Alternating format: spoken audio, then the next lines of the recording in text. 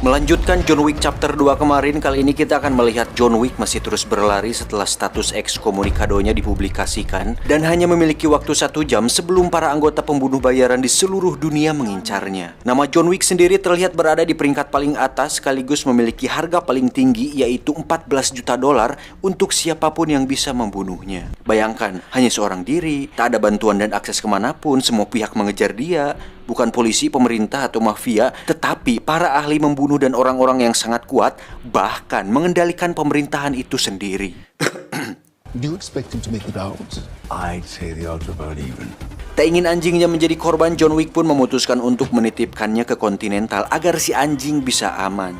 John Wick sendiri dengan cepat pergi ke perpustakaan yang dimana dia menyimpan sesuatu yang sangat penting di sana, yaitu sebuah medali dan kalung salib yang akan membantunya nanti. Tak lama muncullah seorang asasin berbadan tinggi besar di mana dia ingin segera membunuh John Wick meski dia sadar bahwa waktunya belum dimulai, tetapi karena tak ingin melewatkan kesempatan, asasin itu pun langsung menyerang John Wick dan terjadilah perkelahian menarik di mana kita akan melihat kemampuan John Wick yang ternyata tidak hanya bisa membunuh dengan sebatang pensil 2B, tetapi juga bisa membunuh menggunakan sebuah buku. Ingat, sebuah buku loh, sehingga bisa disimpulkan bahwa jangan menilai sebuah sampul dari bukunya.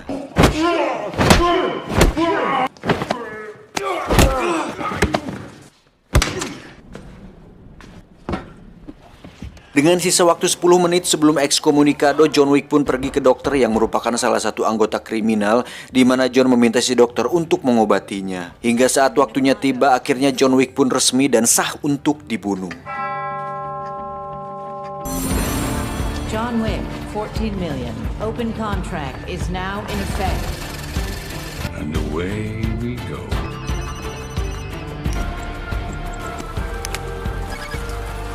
Setelah lukanya dijahit, John pun dengan cepat lari kembali di mana dia menuju ke sebuah museum senjata api yang mana di situ ada beberapa asasin lain yang melihatnya. Dan lagi-lagi kita akan diperlihatkan betapa kuatnya tekad seorang John Wick di mana dia merakit ulang sebuah pistol tua agar bisa digunakan kembali dengan normal. Coba kalau Anda di posisi dia, mungkin sudah panik. Aduh ya ampun, gimana ini? Tidak, aku gak mau modar dulu. Halah, cemen. Contoh dong John Wick masih bisa fokus dalam posisi terjepit. Anda hanya terjepit, hanya enak aja di dalam keadaan terjepit. Siapa anjing? Saat para assassin datang, John Wick pun langsung melepaskan tembakannya, kemudian dilanjutkan dengan pertarungan jarak dekat di mana John Wick memanfaatkan senjata yang ada di museum hingga bisa membantai seluruh para assassin tersebut dengan sangat amat membrutalkan. Anjir, makin parah sih di film ini.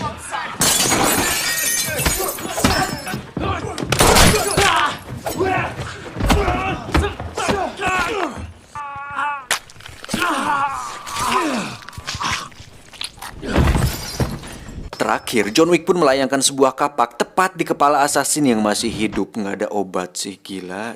Si anjing sendiri baru saja tiba di Hotel Continental di mana di situ ada si resepsionis yang dengan senang hati merawatnya. Dan sampai sini adrenalin kita terus dipacu dan dipaksa untuk tak henti-hentinya merasakan lelahnya menjadi John Wick di mana dia lagi-lagi diserang oleh assassin lain di sebuah kandang kuda, tidak pakai nil.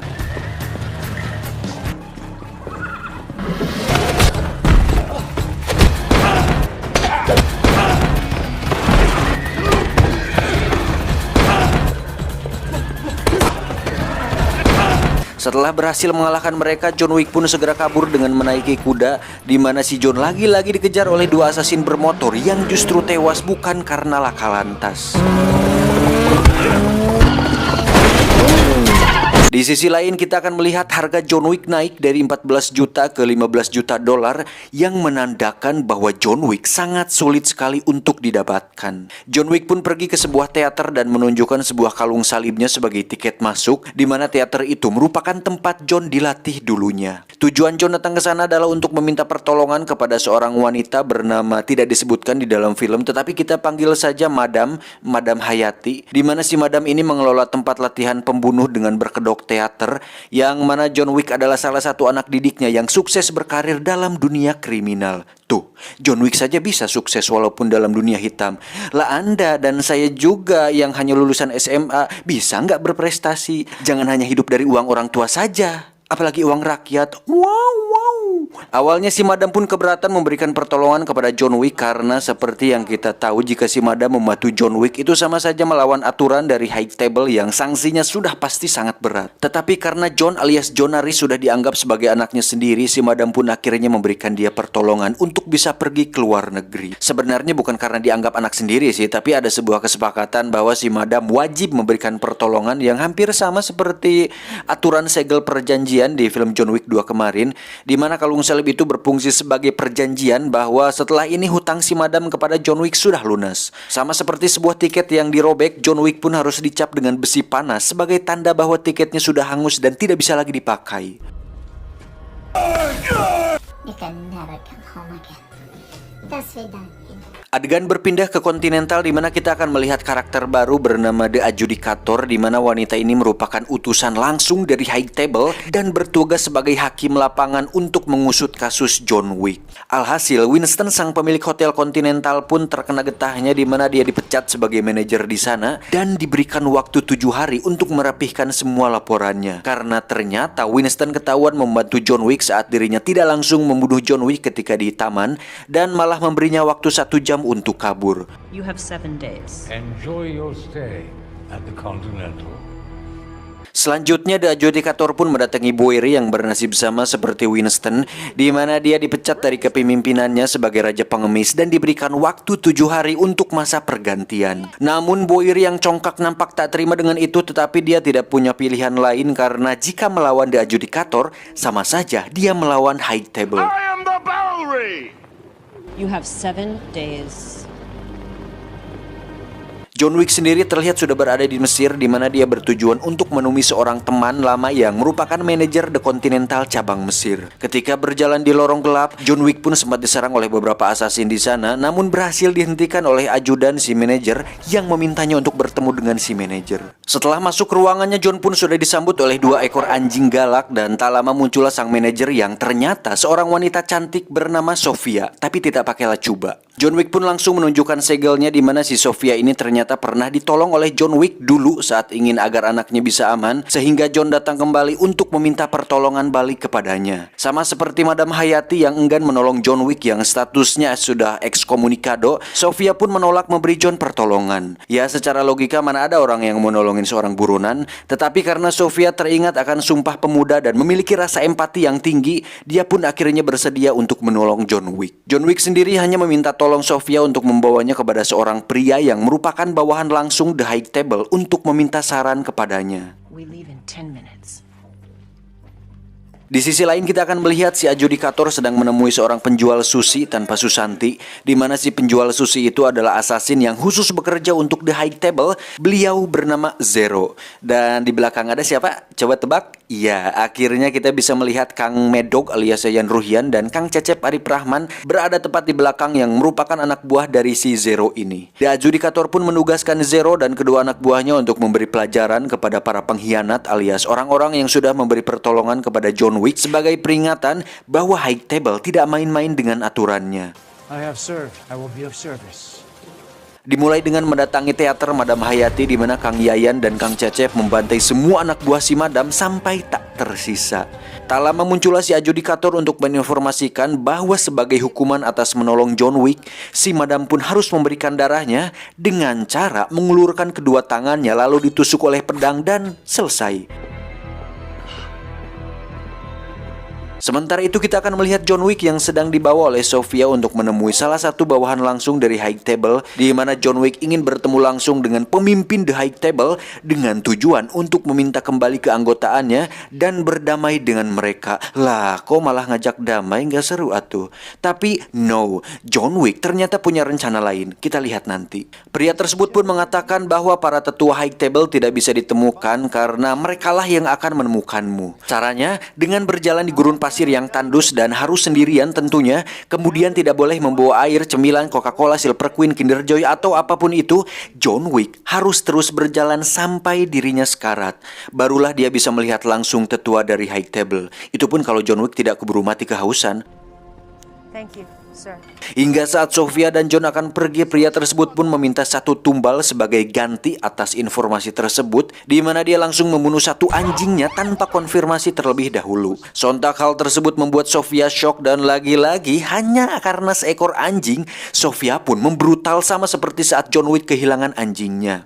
Gara-gara si anjing memang. Dari situ mereka berdua pun terlibat baku tembak dengan anak buah si pria dan sudah pasti bisa menang dan lolos dari sana.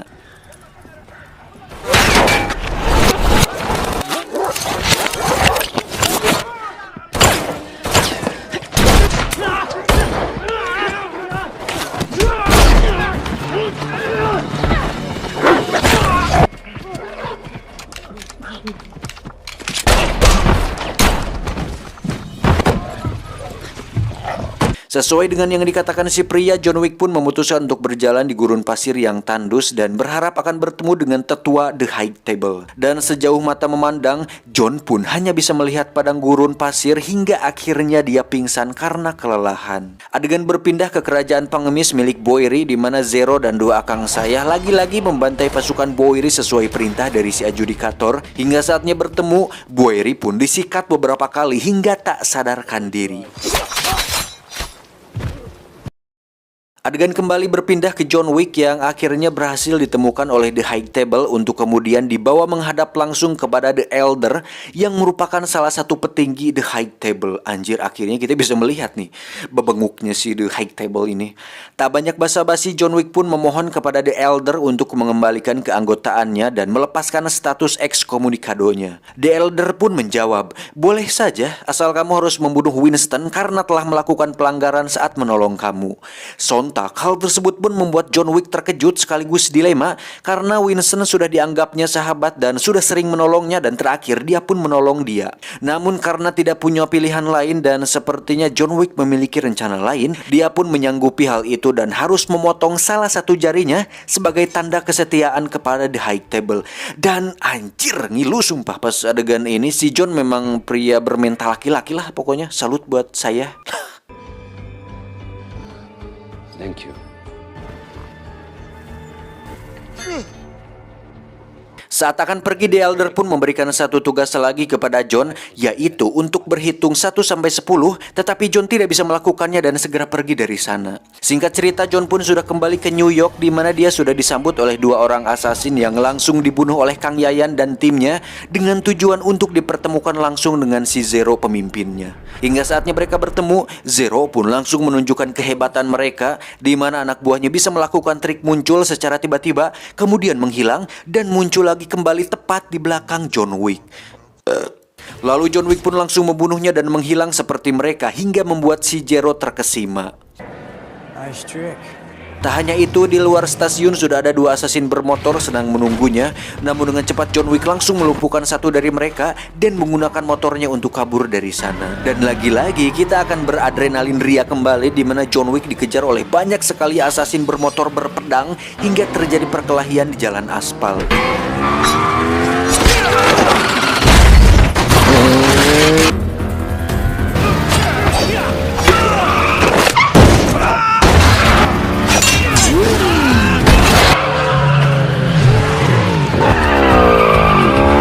Saat sampai di Continental, Zero pun sedikit lagi bisa membunuh John Wick, tetapi dicegah oleh si resepsionis yang melarangnya membunuh di area tersebut.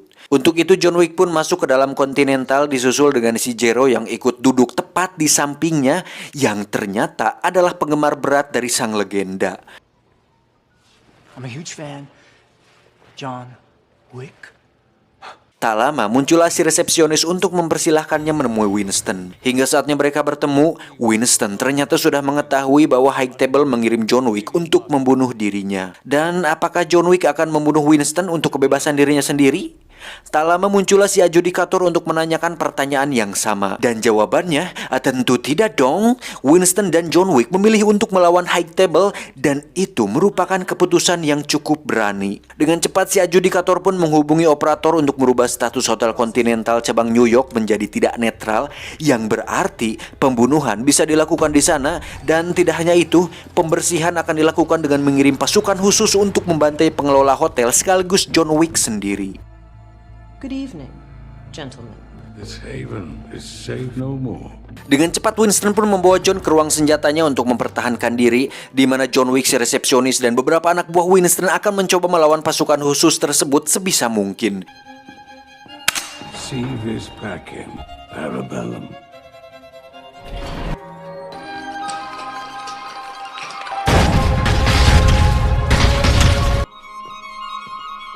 Hingga saatnya tiba, ternyata pasukan High Table memakai baju pelindung yang tahan peluru, hingga John Wick dan resepsionis kesulitan membunuh mereka.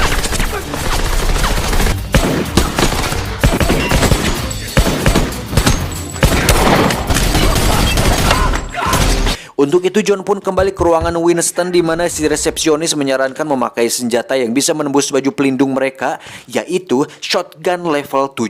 Tak ingin membuang waktu, John Wick pun segera keluar dan membantai mereka semua sampai tak tersisa. Namun hal itu belumlah selesai karena masih ada Zero dan beberapa shinobinya, di mana John harus bertarung kembali dengan mereka tepat di ruang penuh kaca akrilik. Dan betapa kasihannya sang pemeran pengganti John Wick ketika harus dihajar dan terlempar ke kaca berkali-kali hingga membuatnya tersungkur. Namun dengan kekuatan emosi dan tanah sengketa yang semakin meruncing, John Wick pun bangkit dan berhasil membalikan keadaan.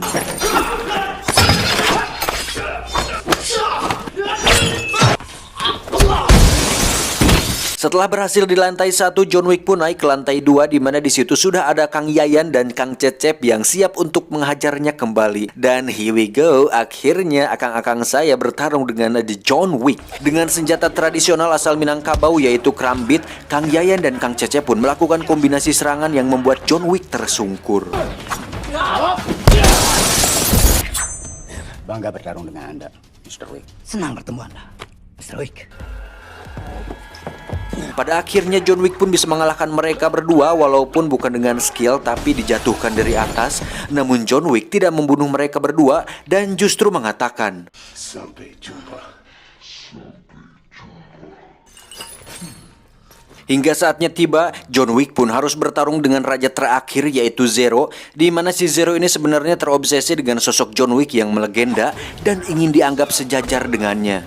Namun karena John Wick lebih unggul secara pengalaman dan karakter, si Zero pun harus tewas mengenaskan dengan pedang menancap tepat di dadanya. Setelah semua yang terjadi, tak diduga Winston melakukan perundingan dan kesepakatan dengan si adjudikator, di mana ketika Winston mau membunuh John Wick, maka Winston akan kembali mendapatkan kerajaannya sebagai manajer The Continental. Let me keep my power. Winston. But what about him? Lalu tiba-tiba Winston pun menembak John Wick beberapa kali hingga membuatnya terjatuh dari gedung. Loh, anjing kok berkhianat sih? Well played, sir. Dirasa masalah selesai, si adjudikator pun pamit untuk pulang, tetapi ketika melihat ke samping gedung, John Wick sudah tidak ada di sana. Dengan sedikit ketakutan, dia pun kembali menemui Winston untuk menyuruhnya agar memastikan kematian John Wick, karena dia tidak ingin suatu hari nanti John Wick akan mendatanginya di malam hari. Nah lo, hayo lo. Sampai sini pasti kalian bertanya, apakah Winston benar-benar berkhianat? Jika kita putar ulang, kita bisa melihat Winston menembak John bukan di kepala, tetapi di tubuhnya yang kita semua tahu. Dan Winston juga pasti sudah tahu bahwa jasnya terbuat dari material anti peluru. Ditambah, jika Winston ingin John Wick benar-benar mati, tentu dia akan menembaknya di kepala, sehingga bisa disimpulkan bahwa Winston sudah memperhitungkan kemungkinan tersebut, termasuk titik letak dia terjatuh. Baba Yaga. Faktanya, John Wick ternyata masih hidup dan dibawa oleh pengemis yang merupakan anak buah dari Bowery, di mana si Bowery ini nampak menyedihkan sekali dengan wajah dan tubuh penuh luka akibat sabetan pedang si Zero tadi. Lalu dengan penuh amarah dan kebencian terhadap The High Table, Bowery pun bertanya, "Hey John, bagaimana perasaanmu? Apa kau marah?" John pun menjawab, Yeah. tamat ending yang mengwik-wikkan. Saya tidak ingin banyak komentar kali ini karena saya juga ikut emosi kepada High Table dan sangat ingin sekali ikut menghancurkan mereka. Tapi apalah dayaku yang hanya seorang pengangguran in the house ini. Maaf kalau layarnya blank hitam, itu adalah tanda bahwa hati saya sedang gelap dan marah terhadap The High Table. Tapi semoga John Wick bisa segera bangkit, dan saya yakin dengan kecerdasan, insting, dan pengalaman yang John miliki, pasti dia bisa melakukannya. Kita tunggu saja. Gak tahan saya kalau emosi kayak gini. Rasanya ingin nabah ngutang jarum coklat di warung Teh Yuli, tapi yang kemarin juga belum bayar. Ya udahlah, sampai jumpa di video selanjutnya. Saya John beserta anjingnya John Wick mengucapkan terima kasih dan adios. Sikat gigi dinosaurus.